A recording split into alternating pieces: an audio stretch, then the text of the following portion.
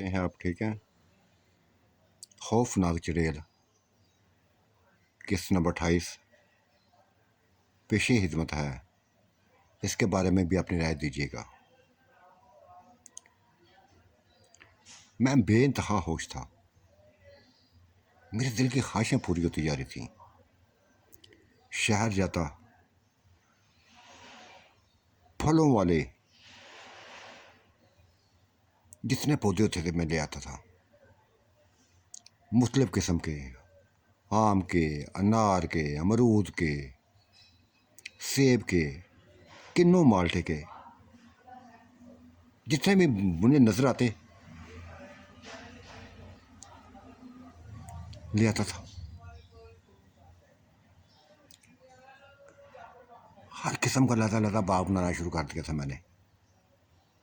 एक ही ख्वाहिश थी, एक ही तमन्ना थी कि यह जब ये पौधे दरख्त बनेंगे, फलदार बनेंगे, तो बस यही मेरी ज़िंदगी का एक हिस्सा होंगे, यही मेरे कारोबार का एक हिस्सा होंगे। पूरा दिन पौधे लगाता रहता। आमों के बाग लहदा कर दिया, अमरूद का लहदा कर दिया, सेब का लहदा कर दिया, अनार का लहदा कर दिया। 7 एकड़ 8 एकड़ ये जगह थी मेरी, जो मैंने पूरी की पूरी कवर कर ली थी। हालांकि गांव वालों ने इतराज़ किया था कि सजाद ये गलत कर रहे हो, ज़मीनों को ज़मीनें रहने दो। तुम अपनी ज़मीनों को लहदा कर दिया, चारों तरफ दीवारें लगा दी। मैंने कहा हाँ, मैं जो मर्जी करूं, मेरी अपनी ज़मीनें हैं, मैं जो मर्जी करूं।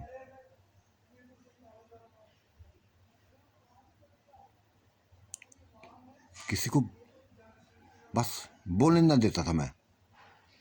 अपनी मर्जी का मालिक था मैं, मनमानी करता था। लेकिन एक ही सोच थी, अपनी बच्ची को मैं बोल ना पाया था, निशा को बोल ना पाया था। निशा का चेहरा मेरे सामने आता था। ये सभी कुछ दिया हुआ उसी का था। संदूक निकले थे दौलत से भरे हुए, जेवरात से भरे हुए। ये मेरा कमाल ना था, ये निशा का थी मेहरबानी, जिसने मेरे लिए इतना कुछ छोड़ के गई थी, जो मेरे लिए इतना कुछ छोड़ के गई थी। 3 महीने लगे थे बाग लगाने में। 3 महीनों में घर में जैसे एक माहौल अच्छा बन गया था। मेरी बीवियां बस उनको मेरी तलब रहती थी, मेरी ही ज़रूरत रहती थी, जो मैं पूरी करता था। हर कोई बढ़कर सी थी, हर कोई बढ़कर सी थी। हर कोई यही चाहती थी कि बस ज़्यादा वक्त उसका मेरा उसके साथ गुजरे। ये बल्कीस बेगम की ख्वाहिश थी, ये नुसरत बेगम की ख्वाहिश थी, ये इशरत बेगम की ख्वाहिश थी। टाइम देता था पूरा, हर किसी की बारी पे उसके पास रहता था। लेकिन बेचैनी थी, मेरे अंदर एक बेचैनी सी थी। अपनी बेटी के खो जाने की बेचैनी थी।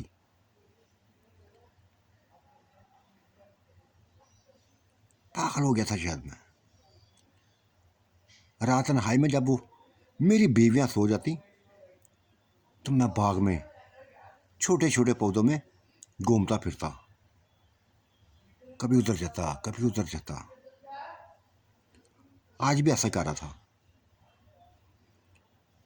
कि यकदम मुझे चांदनी रात थी, आवाज सुनाई दी थी, सजाद। इस आवाज को देखकर मैं सुन के चौंका था। आसपास दिखा, इर्द गिर्द देखा, कोई दिखाई दिया था, कोई दिखाई दिया ना दिया था। आवाज जानी पहचानी थी, ऐसा जैसे मैं आवाज सुनी हो। ये निशा की आवाज ना थी, उसकी आवाज ना थी, लेकिन जो भी था मुझे जानता था, अच्छी तरह जानता था।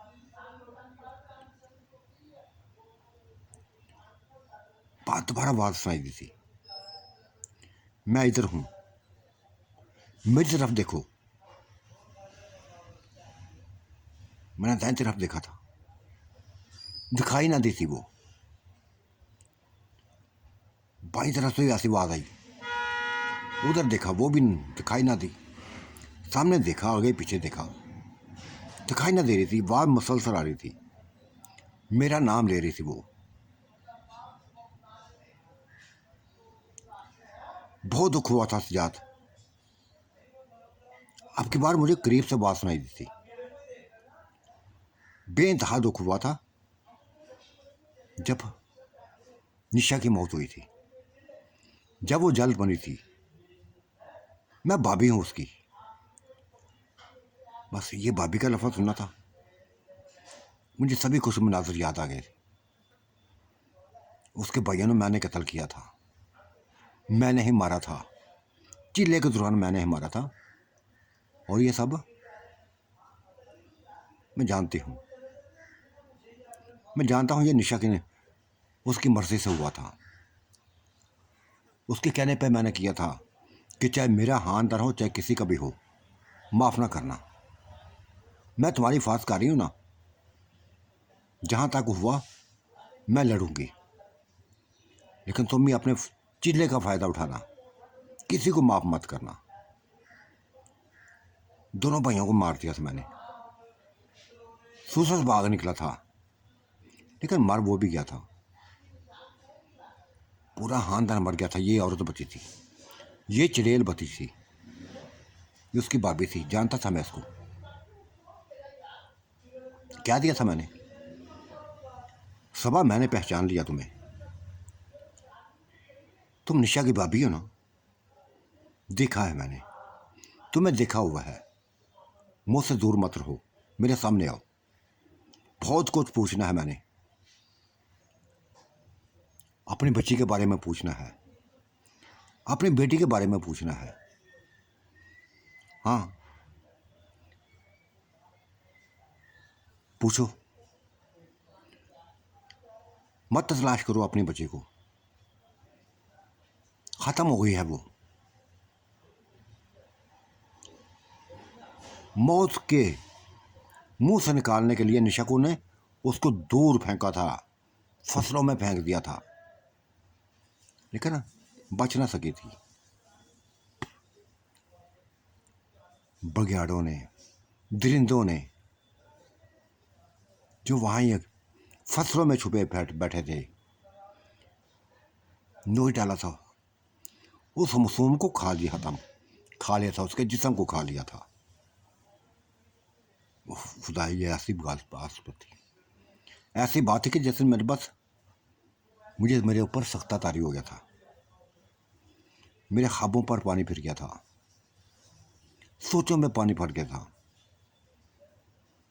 मैं तो यही सोच रहा था कि मेरी बच्ची आज मेरे सामने आएगी, आज मेरे सामने आएगी, लेकिन कोई नहीं आया था। हाँ, अगर सामने आई थी तो वो चिड़ेल आई थी, वो सबा चिड़ेल आई थी। निशा की भाभी मेरे सामने आई थी, हसीन रूप में आई थी, ऊंचे लंबे कद में आई थी, बहुत भारी जिस्म में आई थी।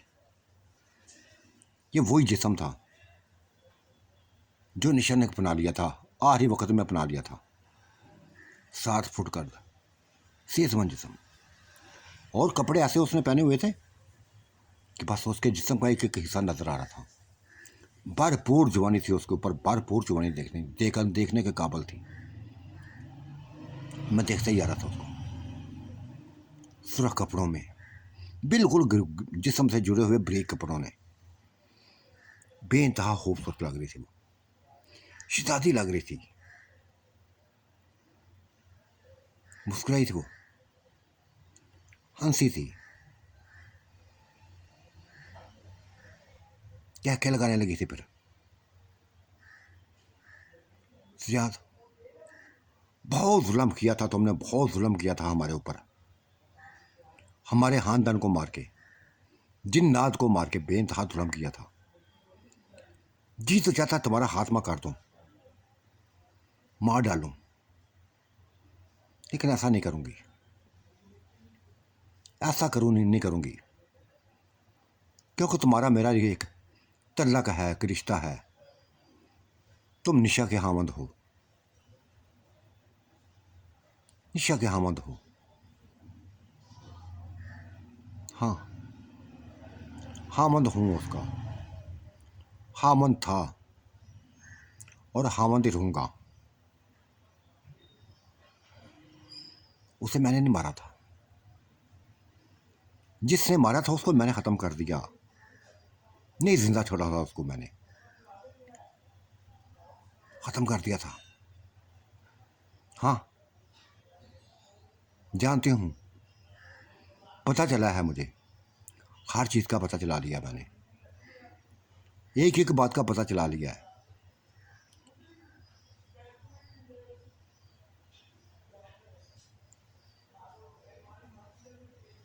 तुम कहाँ थी? तुम्हारी दूसरी वो भाभी की तरह है, दूसरे भाई की बीवी मर गई है, वो भी जल मरी है वो। अकेली रह गई हूँ मैं। मेरी बहन थी वो छोटी, जल मरी है। लेकिन किसी इंसान को अब मैं जिंदा नहीं छोड़ूंगी। तहिया कर लिया मैंने, कैसा खौफ फैलाऊंगी, ऐसा खौफ फैलाऊंगी कि देखने वाले खुद देखते रह जाएंगे। किसी को जिंदा नहीं छोड़ूंगी। अभी ये मैं बातें कर ही रहा था, बातें कर रहा था कि मुझे एक साया चलता हुआ दिखाई दिया। ये बल्कीस बेगम थी, मेरी बीवी थी, जो चलते हुए मेरे करीब आई थी। गहरी नजरों से मुझे देखा था। उस वक्त मेरी हालत बदली हुई थी, मेरा चेहरा बदला हुआ था। एक सख्ता सा जो मेरे ऊपर सवार था,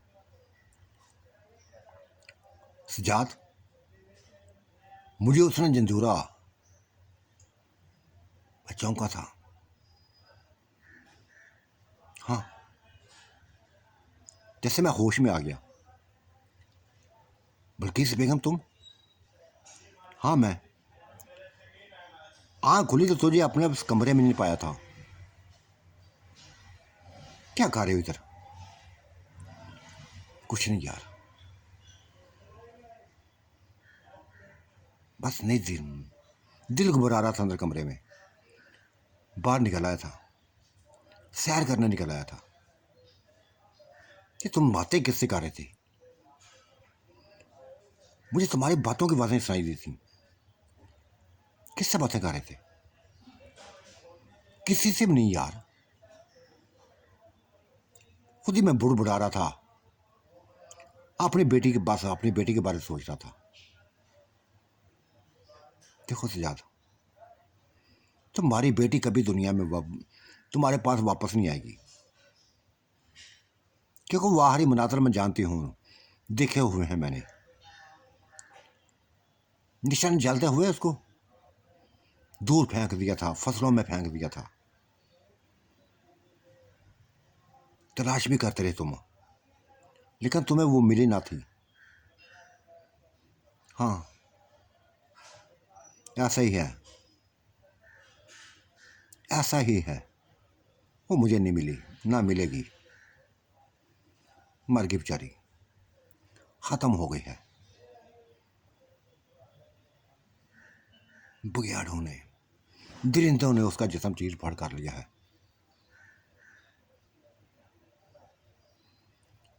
मेरी बात सुन के वो परेशान हुई थी, लेकिन कहा, चार मैं बस, कौन है यार जिससे बातें कर रहे हो? मुझे बताओ कौन है? उसने आसपास देखते हुए कहा, बल्किस क्या हो गया तुम्हें, क्या हो गया? किसी से बातें नहीं कर रहा?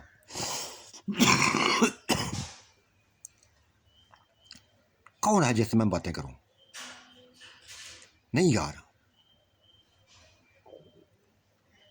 यार मैं देखती हूँ, तुम्हें किसी से बातें करता हुआ दिखा है मैंने।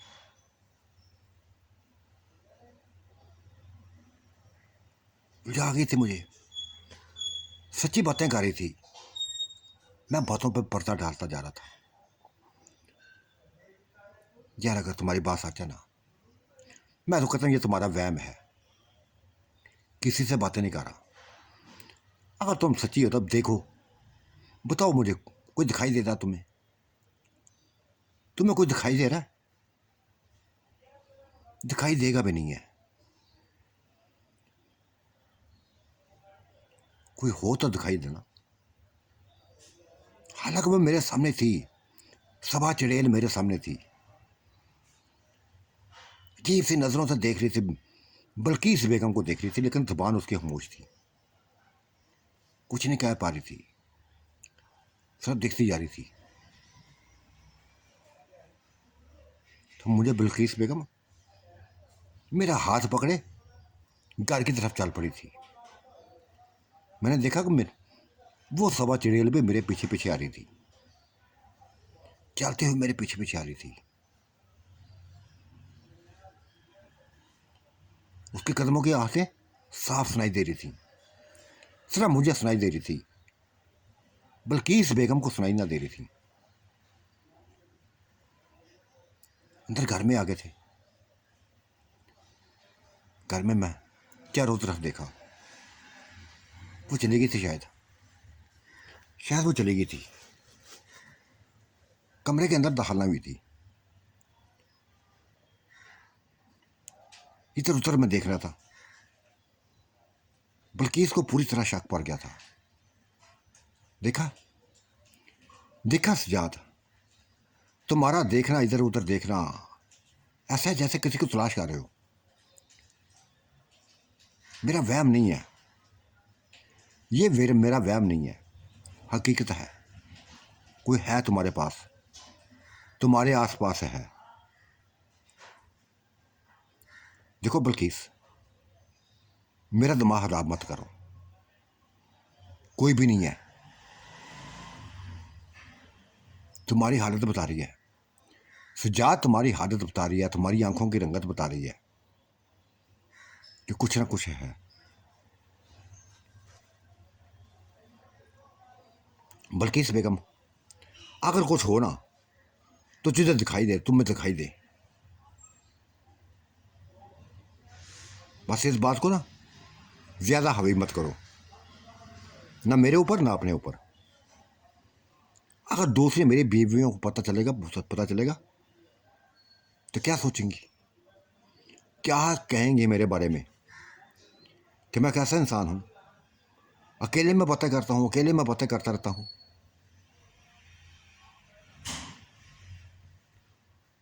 सही कहा यार तुमने, सही कहा, लेकिन सजाद मेरा शक गलत नहीं है। अपनी आंखों से, अपने कानों से मैंने सुनी है बातें। तुम किसी से बातें कर रहे थे, किसी से बातें कर रहे थे, किसी को कहानी सुना रहे थे, चिल्ले की कहानी, मरने वालों की कहानी, आग में जलने की कहानी। खुदाया, बल्किस बेगम तो मेरा दिमाग खराब कर दोगी। चल छोड़ यार इन बातों को। मुझे उलझा हुआ देखकर वो मुझे मजीद उलझाना ना चाहती थी, मेरे करीब आई थी, मेरे करीब हो गई, मेरा हाथ पकड़ के बेड पे बिठा दिया था और बोला, मैं चाय बनाती हूँ तुम्हारे लिए, बहुत शौक से चाय पीती हो ना तुम, चाय बनाती हूँ, फ्रेश हो जाओ, ये सोचना छोड़ दो। ये बात करके वो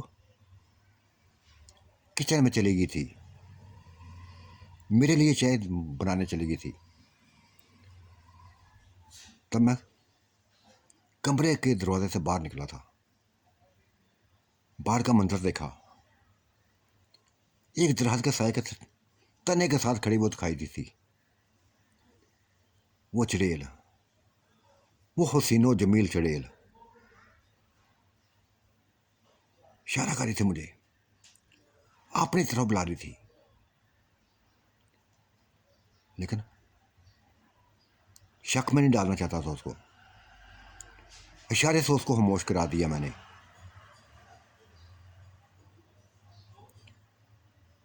कमरे में आ गया था, बिल्कुल ऐसा नॉर्मल हो गया था, बिल्कुल फ्रेश हो गया था। वो चाय बना ली थी, बल्कीस बेगम ने चाय बना दी मेरे लिए और मेरे आगे रख दी। खुद भी पीने लगी, मुझे भी पिलाने लगी। सजाद, उलझी हुई हूं मैं यार, जिंदगी को सुकून नहीं है, जो चाहती हूं वो होता नहीं है। हालांकि सभी कुछ मेरी मर्जी से होता है। अपनी भाभीियों को तुम्हारी दूल्हन ने बना दिया। क्यों किया मैंने ऐसा, क्यों किया? अपने हाथों से तुम्हें तकसीम कर दिया, बांट दिया सभी में।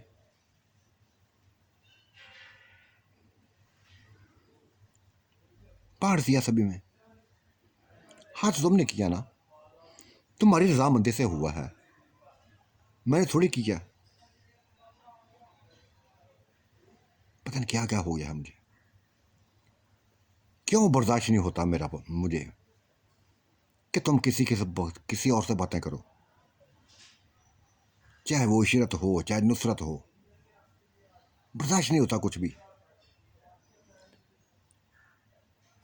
बल्कि बेगम, ये तो बर्दाश्त करना पड़ेगा, आप तुम्हें पूरी जिंदगी बर्दाश्त करना पड़ेगा। ये सिर्फ तुम ये बातें नहीं कर रही, नुसरत भी ऐसे बातें करती है। वो भी चाहती है कि मैं बस उसके करीब ही रहूं। इशरत भी ऐसे बातें करती है। मैं खुद भी फंस गया हूं यार। बल्कि बेगम, सच पूछो ना तो मैं भी उलझ गया हूं। किसी एक का बन के रहना चाहता था, किसी एक का बन के रहना चाहता था। क्या मिलता है मुझे? कुछ भी नहीं मिलता। जिस्म तो एक जैसे हैं सभी के, कुछ भी नहीं हासिल होता।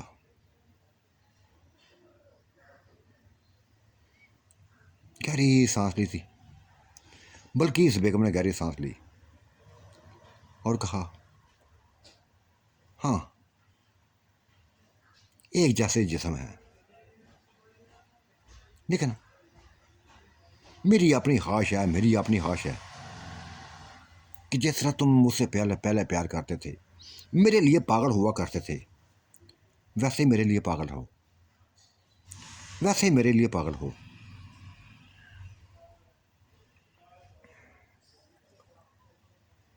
ये बातें कर रही थी कि वो चलती हुई चुड़ैल चढ़ती हुई बात दरवाजे के सामने खड़ी हुई थी। बाहर की तरफ देखा मैंने, वो मेरे सामने थी। उसकी बस आंखों में एक खौफ आने लगा था, मुझे जलने लगी थी, जैसे मेरा बल्कीस बेगम के पास बैठना उसको अच्छा ना लगा था। खा जाने में नजरों से मुझे देखने लगी थी,